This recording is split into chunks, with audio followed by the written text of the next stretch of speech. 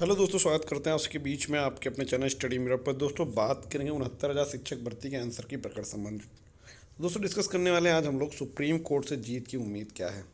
बहुत दिन से आप लोग कह रहे हैं सर इस पर किसी प्रकार की कोई वीडियो और किसी प्रकार कोई डिस्कसन नहीं हो रहा, तो आज हम लोग फुल्ली एनालिसिस करेंगे इस पर। क्या उम्मीद है, कितने चांसेस हैं, क्या केस में कितनी दम है, क्या नहीं है। ओवरऑल पूरी जो कन्फ्यूजन्स हैं वो सब दूर हो जाएंगे। क्या उम्मीद है, डिस्कस करते हैं। तो आइए वीडियो को बिना स्किप करने तक बने रहिए मेरे साथ आपके अपने चैनल स्टडी मिरर पर। जो लोग चैनल पर नए हैं तो प्लीज़ चैनल को लाइक करें, शेयर करें, सब्सक्राइब करें, साथ में बेल आइकन दबाना भूलें ताकि मेरे वीडियो नोटिफिकेशन आप तक पहुंचती रहे। जैसा कि दोस्तों आप सभी को बता दें, हम लोग डिस्कस करने वाले हैं 69,000 में। तो सबसे पहले आपको एक चीज़ पता होगा, 69,000 की जब भर्ती आई थी, ठीक है, और जब पहला स्टे लगा था 3 जून या 4 जून को, 3 जून को शायद लगा था, हाँ 3 जून को स्टे लगा था, ठीक है। तो 3 जून को या 3 या 4 जून में कोई डेट थी, इस तारीख को जब स्टे लगा था तब इसके पहले तो आप सभी को पता होगा बहुत सारे लोगों ने बताया था आंसर की गलत है गलत, किस कोई ये नहीं, बाद में जब रिवाइज आंसर किया गया तो कोई नहीं कह रहा था अब कुछ होगा, ठीक है। तो फिर मैंने आपसे कहा था कि केस में दम है और कुछ ना कुछ चीज़ें देखने को मिलेंगी, ठीक। तो फिर उसके बाद चीज़ें हुई, पॉजिटिव भी हुई, कई बार उतार चढ़ाव आए। सिंगल बेंच से स्टे लगा और तुरंत 12 जून को स्टे हट भी गया, 12 जून को स्टे हट भी गया, ठीक है, कैंसिल भी हो गया स्टे। और उसके बाद अगर हम समझें, उसके बाद हम लोग 12 जून जैसे ही स्टे हटा हम सुप्रीम कोर्ट गए। सुप्रीम कोर्ट ने क्या किया, रिवर्ट बैक कर दिया। पहले तो अमिता वाली जो याचिका थी वो खारिज हो गई, अमिता वाली खारिज हो गई, और ऋषभ वाली जो थी उसको रिवर्ट बैक कर दिया, ठीक। ये सबको याद होगा, ठीक। यहाँ तक कि लोगों को लगने लगा था अब केस में कुछ नहीं होगा, ठीक है। बीच में आपको पता होगा बहुत अच्छे से फिर मुद्दा आया सिंगल बेंच का, जो आपका सुनीता अग्रवाल मैम का, जहाँ से केस डिसमिस हो गया।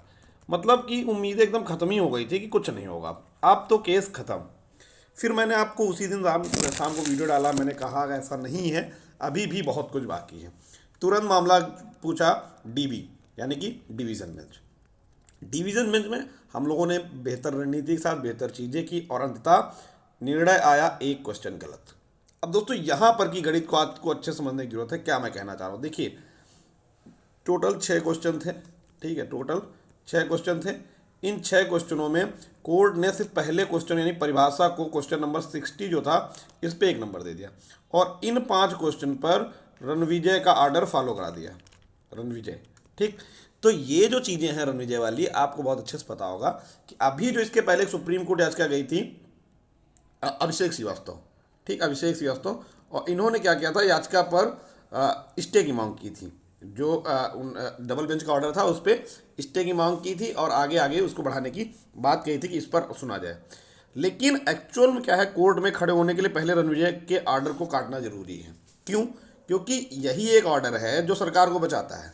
ये ऑर्डर ये कहता है कि, समझिएगा ज़रा, ये ऑर्डर ये कहता है कि डाउट जो होता है, डाउट यानी कि जो डाउट होता है, संशय होता है, वो हमेशा परीक्षा नियामक परीक्षा संस्था को जाता है, ठीक है। डाउट जो भी हैं वो परीक्षा नियामक संस्था को जाएंगे। तो इसलिए ये ऑर्डर जो होता है वो हमेशा सरकार के पक्ष में होता है, रणविजय वाला।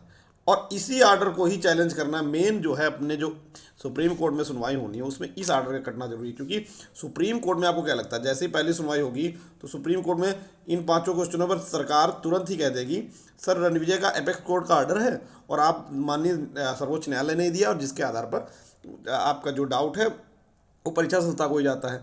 लेकिन वहाँ पर क्या है, ऐसा नहीं है कि हर मामले में ये ऑर्डर सही लग जाएगा।